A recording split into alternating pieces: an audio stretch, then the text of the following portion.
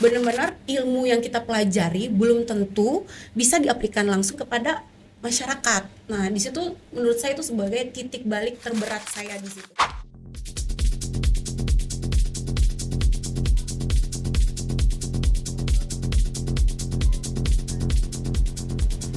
Halo pemirsa TVRI Maluku, kembali lagi di podcast Ruang Miku, ruang obrolannya admin medsos TVRI Maluku bersama saya Miku Megago.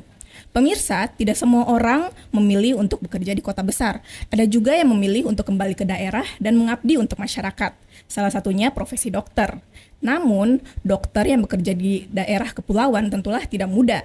Banyak sekali tantangannya. Mulai dari keterbatasan akses transportasi, kemudian keterbatasan fasilitas, dan juga penanganan pasien yang diharapkan bisa lebih cepat. Oleh karena itu, pasti banyak sekali cerita para dokter yang kembali ke daerah untuk mengabdi kepada masyarakat. Salah satunya di sini sudah hadir yang akan berbagi kisahnya dengan kita. Di sini telah hadir dokter muda yang dipercaya untuk menjadi direktur di sebuah rumah sakit di pelosok Maluku Tenggara. Di sini sudah hadir Dr. Meliani Savitri Hutapayo. Halo dokter, selamat siang. Halo, selamat siang. Halo, apa kabarnya hari ini dokter? Alhamdulillah baik-baik aja, Kak. Bagaimana perasaannya diundang di podcast Ruang Miku? Ini perdana ya Kak. Perdana untuk diundang, jadi sedikit nervous, tapi insya Allah berjalan lancar dan memberikan manfaat ke depannya nanti yang nonton. Iya. Oke, dokter, sebelum kita berbicara tentang Rumah Sakit Pratama ya di Key Besar, Maluku Tenggara, saya ingin kilas balik dulu nih, Dok. Awal mula sampai seorang Dokter Mei ini, Dokter Mei ya saya panggilnya ya. Iya benar. Oke, Dokter Mei memutuskan untuk menekuni profesi ini. Apakah ada momen tertentu atau adakah sosok yang mungkin menginspirasi sehingga Dokter Mei ini mau menekuni profesi ini gitu hingga saat ini? Wah, baik sekali. Menarik sekali ya pertanyaannya Kak Mega. Diajak mundur untuk mengenang dan kenapa sampai bisa mengambil profesi sebagai dokter ini. Kalau diingat-ingat kembali sih, momen yang paling krusial yang membekas itu perpaduan antara pengalaman personal di masa kecil dan kekaguman pada seorang sosok. Nah, jadi dulu tuh waktu masa kecil remaja sih tepatnya itu tete ya, orang Ambon bilang tuh tete. Jadi kakek saya itu masuk di rumah sakit. Nah, di antara ribuan pasien dan kepanikan kita keluarga tentang kondisi kakek itu, dari situlah muncul sosok seorang kalau istilah dulu kita bilangnya kan malaikat ya, peri gitu muncul. Nah, di antara kepanikan terus kekhawatiran yang mendasar, beliau muncul dengan sosok bukan hanya memberikan penjelasan tentang penyakit yang diderita oleh kakek saya saat itu, tapi di situ beliau juga dengan keilmuannya, cara komunikasi beliau, ketenangan beliau menjelaskan penyakitnya itu sudah buat kita sebagai pasien atau keluarga pasien tuh cukup tenang dan percaya bahwa apa yang beliau lakukan itu pasti yang terbaik untuk keluarga kita. Oke, jadi Dokter Mei ini terinspirasi dari seorang dokter juga yang membantu keluarga ya, begitu ya. Betul, kurang lebih bisa menenangkan keluarga pasien. Jadi kayaknya dilihat wah keren ini menjadi dokter luar biasa begitu ya, bisa membantu juga sekaligus bisa memberikan pengetahuan dan ketenangan bagi keluarga pasien begitu ya, kurang lebih. Oke. Nah, kemudian Dokter Mei akhirnya memutuskan nih untuk mengambil pendidikan dokter begitu ya. Oke. Banyak orang tahu bahwa perjuangan menjadi seorang dokter itu apalagi dalam menempuh pendidikannya kan tidak mudah ya, Dok ya. Maksudnya secara pendidikannya aja udah lama sekali ya ditempuh. Kemudian sudah pasti ada banyak tantangan yang harus dihadapi begitu ya. Dalam menempuh pendidikan itu tersendiri ada tidak momen yang kira-kira sangat membekas sehingga menjadi pegangan bagi dokter sehingga memandang profesinya itu sekarang tuh selalu berpegangan pada momen tersebut begitu kurang lebih. Oke, baik Kak. Pertanyaan sangat bagus. Saya rasa setiap dokter pasti punya memori penting dalam masing-masing hidupnya dalam menempuh pendidikan dokter ya. Baik itu. Tapi bagi saya pribadi, bagian yang paling berat sekaligus yang paling radikal dalam membentuk saya sehingga menjadi profesi hingga saat ini yaitu pada saat zaman fase koas, yaitu dokter muda. Di mana kita yang baru lulus menjadi dokter terus sudah harus ditempatkan di fase-fase yang cukup kritis, misalnya di ruang IGD ataupun ruang bersalin. Nah, di situ titik terberat di situ tuh kita menghadapi pasien yang 3 tahun atau 4 tahun kita meneliti, kita memahami, kita mempelajari ilmu secara teori nih.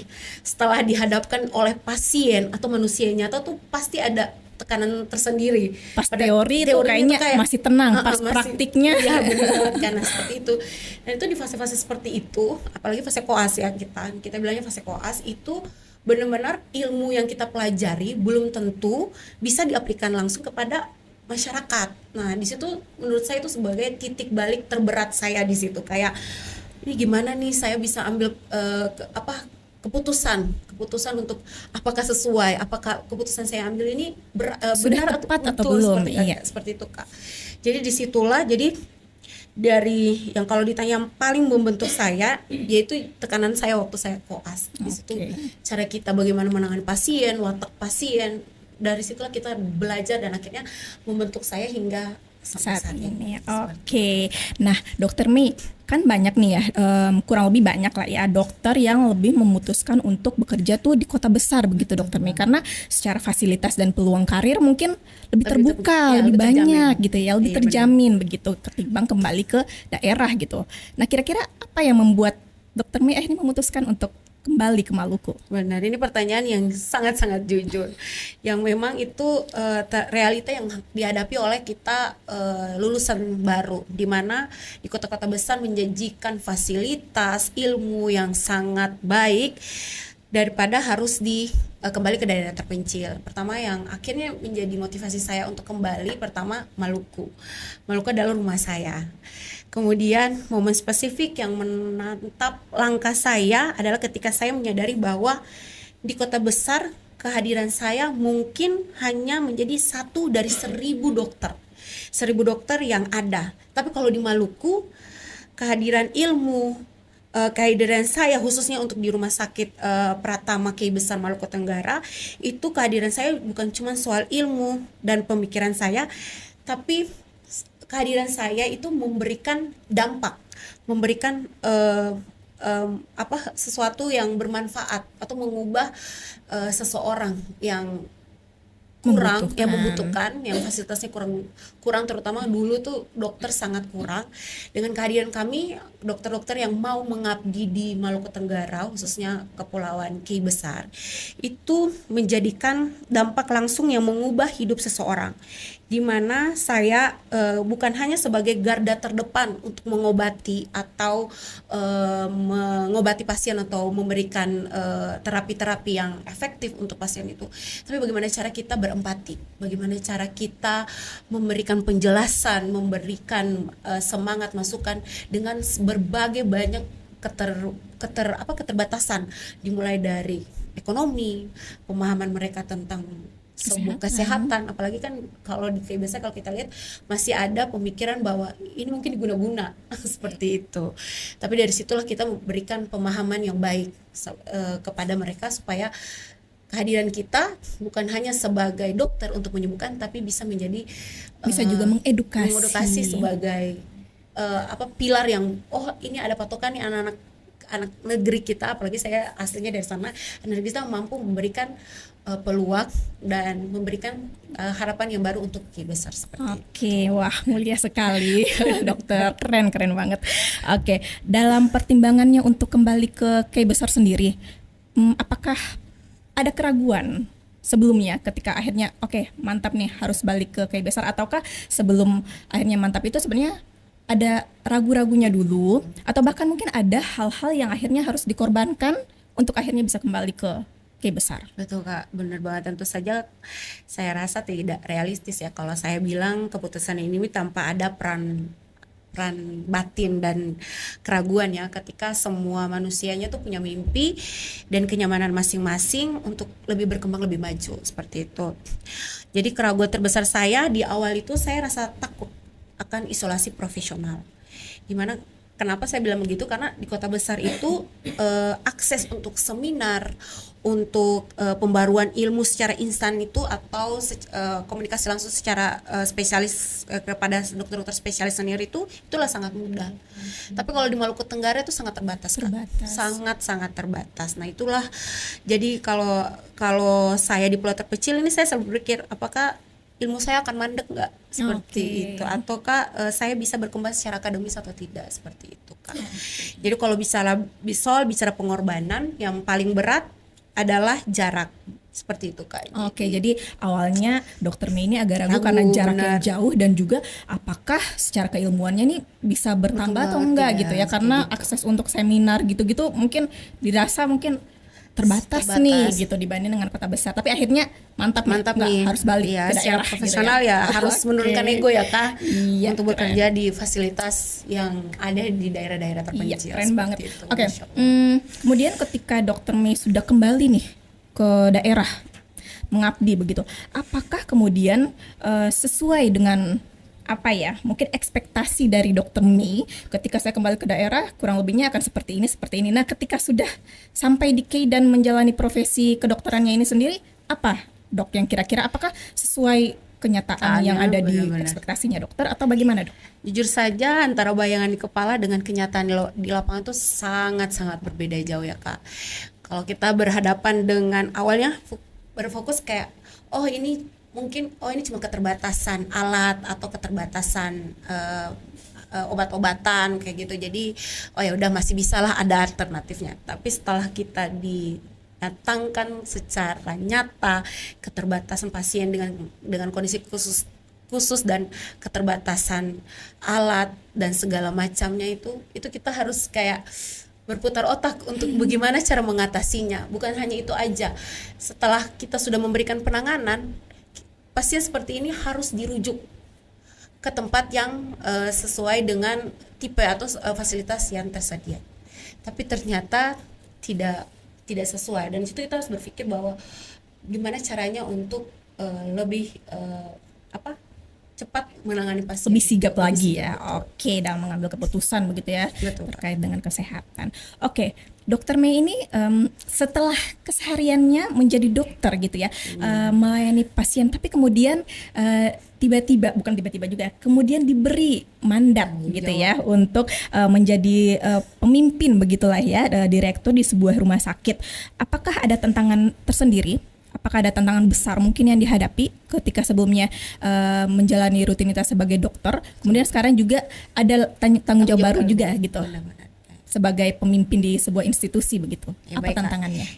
Kalau ini kan adalah transisi peran saya. Awalnya sebagai dokter yang cuman memfokuskan kepada pelayanan pasien, tapi di sini saya harus menjadi seorang pemimpin yang memberikan keselamatan secara menyeluruh, bukan hanya ke pasien, tapi untuk kesejahteraan staf, seluruh sistem dan keberlangsungan rumah sakit.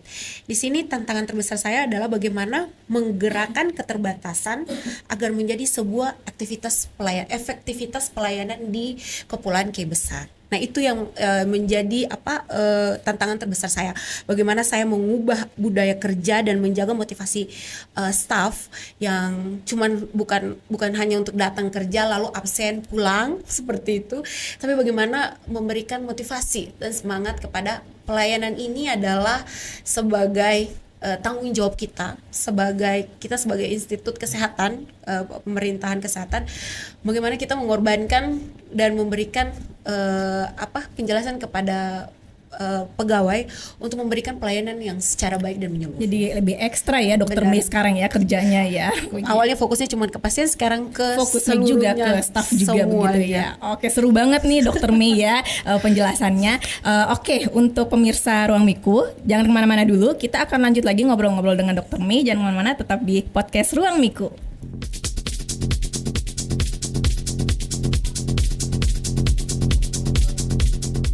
Kembali lagi di podcast Ruang Miku. Di Ruang Miku. Podcast Ruang Miku. Podcast Ruang Miku. Di Ruang Miku. Welcome back to podcast Ruang Miku. Podcast Ruang Miku. Podcast Ruang Miku. Cerita, ide, karya, dan pengalaman semua bertemu dalam satu ruang. Temukan cerita baru di setiap episode podcast Ruang Miku, ruang obrolan admin medsos TVRI Maluku. Halo pemirsa Ruang Miku, masih di podcast Ruang Miku nih. Kita masih dengan Dr. Meliani Hatapayo. Oke, kita lanjut dulu nih ngobrol-ngobrolnya tentang profesi dokter, yang mana bukan hanya memberikan pengobatan, tetapi juga memberikan harapan bagi masyarakat yang membutuhkan pelayanan kesehatan. Oke, Dr. May, Dr. May pasti sudah merasakan memberikan pelayanan kesehatan di daerah perkotaan. Benar. Dan juga sekarang di daerah kepulauan. Benar sekali. Kira-kira apa perbedaan yang sangat dirasakan oleh Dr. May saat memberikan pelayanan kesehatan di dua daerah yang berbeda ini? Baik, kalau dibahas tentang perbedaan, pasti sangat perbedaannya cukup jauh ya Kak. Perbedaan di kota besar apalagi dengan kota kecil di Maluku Tenggara. Perbedaan yang sangat cukup signifikan adalah fasilitas yang ada. Di kota-kota besar fasilitas dengan kecanggihan semuanya sudah terpampang nyata nih, sudah Lengkap ada, ya. lengkap sekali. Nah sedangkan di kepulauan ini bagaimana kita bertaruh dengan kemampuan yang seadanya, tapi kita harus berpacu dengan waktu untuk pasien-pasien yang krusial, yang golden time-nya tuh harus segera kita tangani, seperti itu. Jadi disitulah Lebih kepada fasilitas benar dan sekali.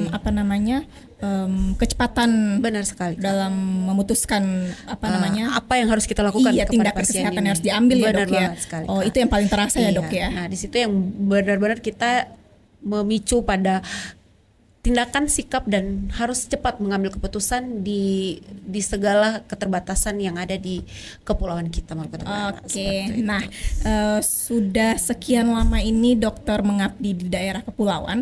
Kira-kira keluhan yang paling sering dokter dapatkan gitu oleh pasien-pasien di sana tuh apa dok? Iya, saya sudah cukup lama ya mengabdi di sana Kak, sekitar 8 tahun nih. 8 tahun. 8 tahun nih di sana.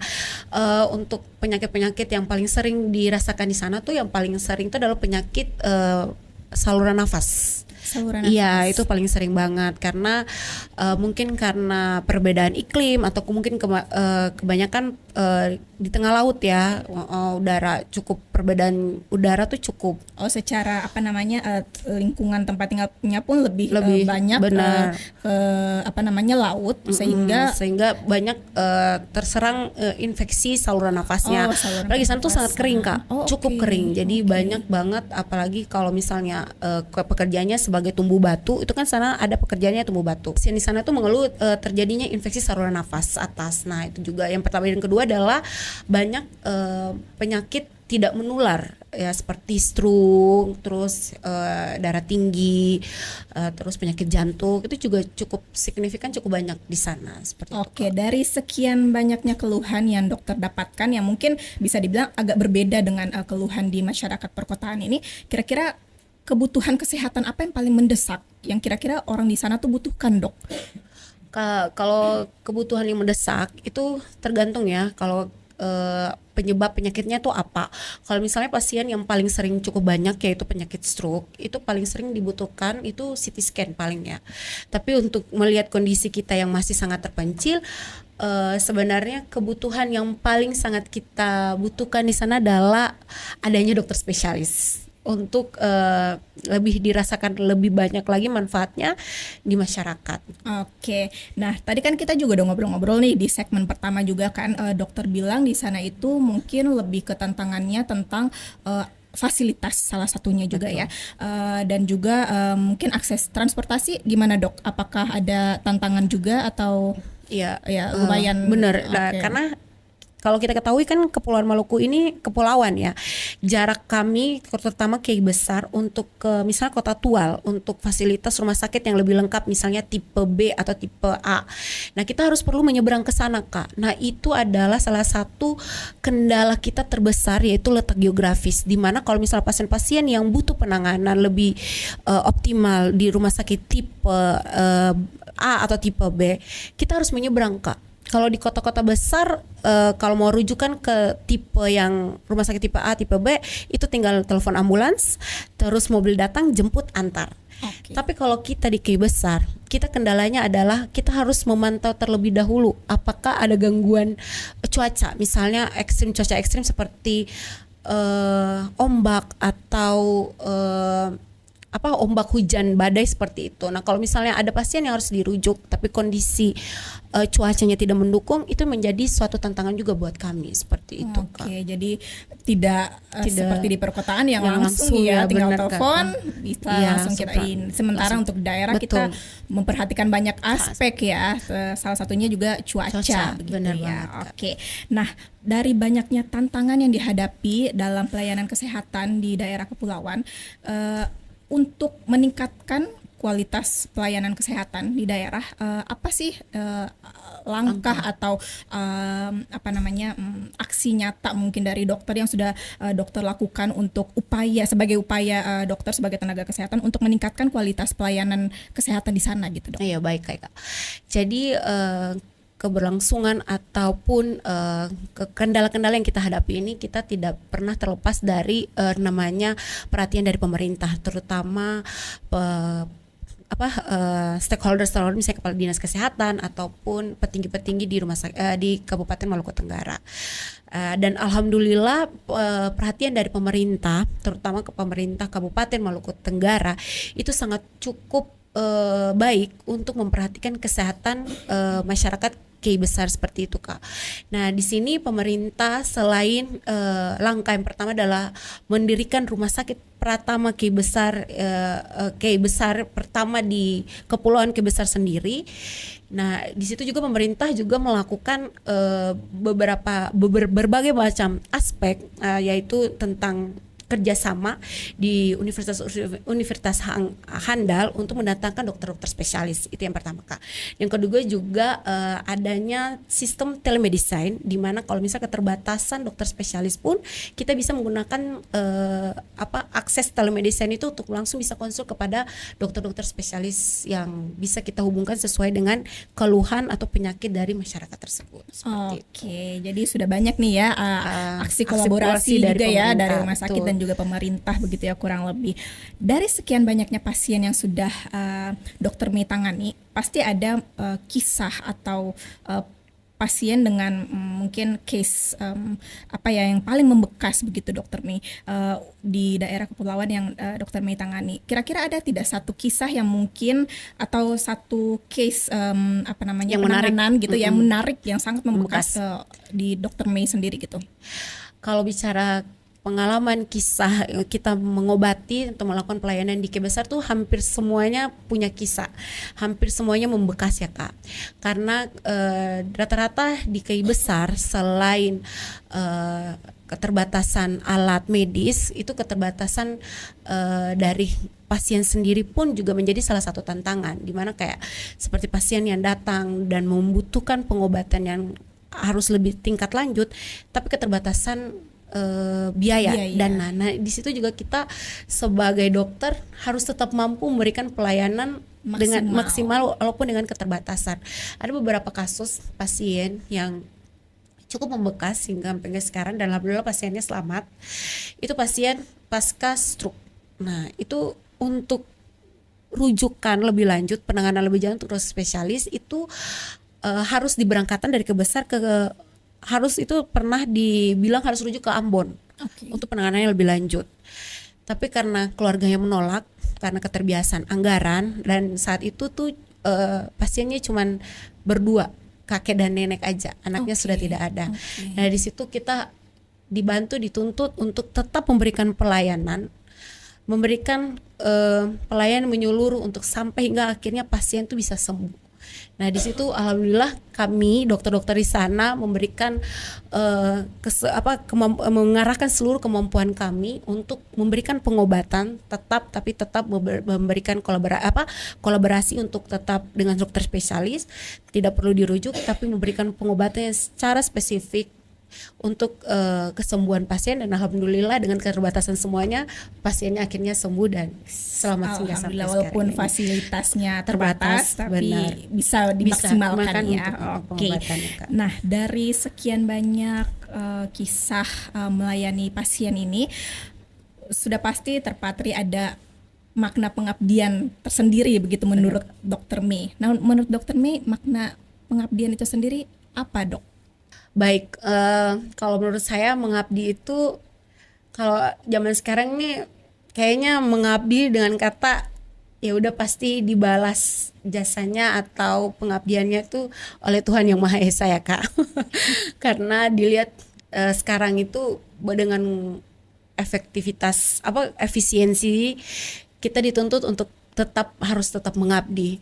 Dengan saya mengabdi selama 8 tahun ini, kata yang paling saya tanamkan dari sekarang itu mengabdi adalah kita tuh ikhlas aja Kak, ikhlas aja walaupun dengan segala keterbatasan, kekurangan, kalaupun kita ikhlas dalam mengabdi dan memberikan pelayanan menyeluruh, rasa terima kasih dengan orang yang memberikan, atau lagi pasien-pasien kita ya, dengan memberikan rasa terima kasih, ucapan pegang tangan tuh sambil bilang terima kasih ya Dok, bantu kita, itu sudah merasa bagi kami tuh kayak itu suatu pencapaian, biasa, iya, gitu ya. pencapaian yang cukup baik, cukup membekas dalam diri kita. Dan di situ dengan tidak memberikan apa-apapun, dengan rasa terima kasih, dan pasien sampai sekarang masih selamat dan sehat dan menjalankan, itu sudah sebagai pencapaian dan pengabdian yang luar biasa. Seperti itu. Oke, jadi tidak memikirkan dulu nih apa tentang imbalan dan sebagainya, tetapi lebih ke bagaimana fokus kepada pasien agar bisa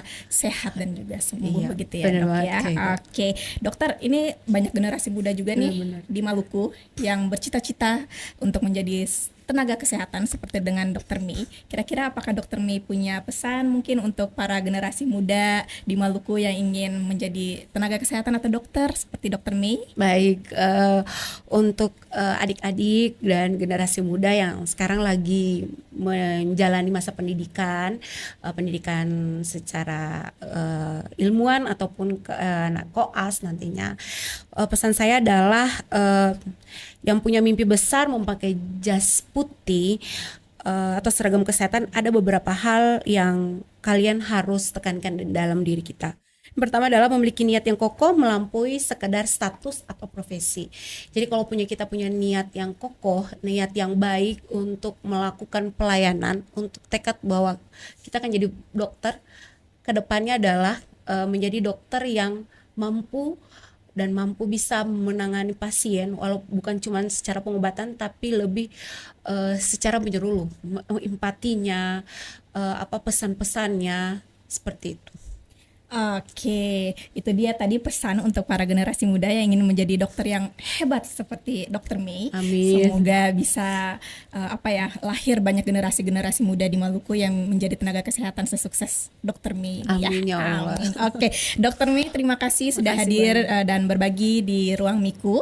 Pemirsa, itu dia tadi obrolan kita dengan Dr. Mi yang mana bisa semoga bisa memberikan insight kepada para pemirsa bahwa ternyata walaupun dengan adanya keterbatasan begitu ya di daerah kepulauan, namun kita tetap yang mempunyai profesi sebagai seorang tenaga kesehatan bisa memberikan pelayanan yang optimal, yang maksimal begitu ya untuk masyarakat di daerah. Dan semoga para generasi muda di Maluku juga sesuai dengan profesi masing-masing bisa memberikan pelayanan yang optimal untuk meningkatkan kualitas pelayanan di Maluku. Oke, terima kasih pemirsa Ruang Miku sudah bersama kami. Jangan lupa untuk saksikan podcast Ruang Miku selanjutnya. Saya Miku Megago pamit undur diri. Jangan lupa untuk saksikan berbagai program TVRI yang menarik di stasiun televisi maupun di sosial media resmi TVRI Maluku. Sampai jumpa di Ruang Miku selanjutnya. Bye-bye.